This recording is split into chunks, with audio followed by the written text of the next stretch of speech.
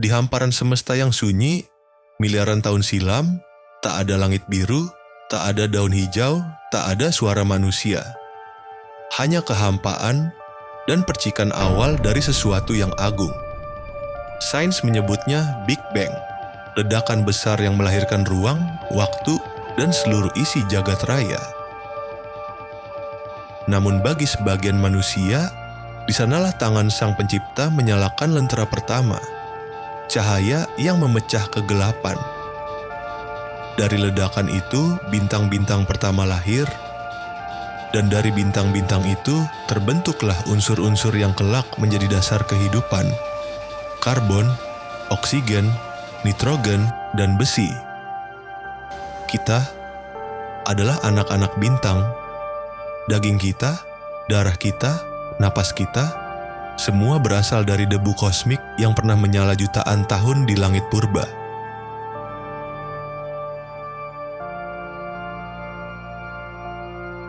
Ketika bumi lahir, ia bukan tempat yang ramah. Gunung berapi meletus tanpa henti, lautan masih mendidih, dan langit dipenuhi petir yang menyambar. Namun justru dari kekacauan itu, kehidupan mulai mencari jalannya. Tetes air pertama mendingin di bebatuan purba, membentuk samudra-samudra biru. Di sanalah, entah dari percikan kimia atau kehendak ilahi, muncul kehidupan pertama, sel sederhana, nyaris tak terlihat. Sains menyebutnya proses evolusi biokimia. Namun di balik itu, mungkin ada makna yang tak bisa dijelaskan angka dan rumus. Bahwa kehidupan, sekecil apapun, selalu menemukan caranya untuk tumbuh. Dari satu sel menjadi dua, dari dua menjadi berjuta. Hingga muncul bentuk-bentuk yang lebih kompleks, makhluk laut, tumbuhan, serangga, burung, dan akhirnya manusia.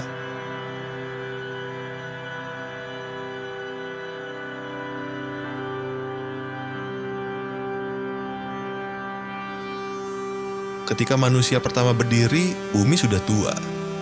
Namun di balik segala kehidupan, hanya manusia yang diberi anugerah paling misterius, yaitu kesadaran. Kita bukan sekadar makhluk yang hidup, kita tahu bahwa kita hidup. Kita mampu bertanya, siapa aku? Dari mana aku berasal? Untuk apa aku diciptakan? Itulah titik di mana ilmu dan iman mulai bersentuhan. Sains menjelaskan bagaimana tubuh manusia terbentuk dari sel, dari gen, dari evolusi panjang. Tapi agama menjelaskan mengapa manusia ada. Untuk berpikir, bersyukur, dan menjaga semua ciptaannya sebagai pemimpin di muka bumi. Jika kita renungkan, hidup ini adalah perjalanan dari ketiadaan menuju makna. Dari abu bintang menjadi daging dan tulang, lalu menjadi jiwa yang berpikir dan merasa.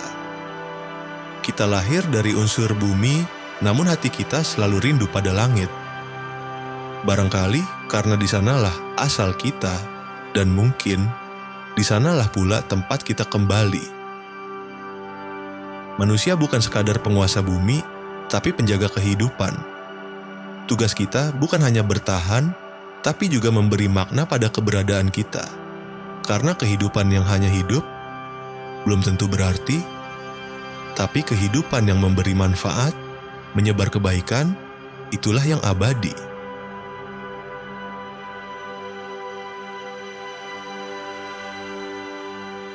Sebelum kau mengeluh tentang kecilnya hidupmu, lihatlah betapa panjang perjalanan semesta untuk menghadirkanmu.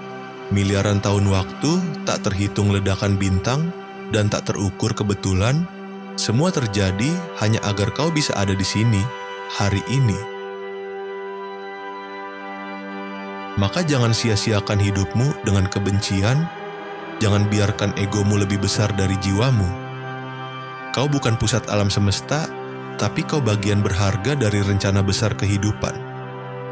Belajarlah dari bumi yang sabar, dari air yang menyesuaikan, dari bintang yang tak lelah bersinar walau jauh.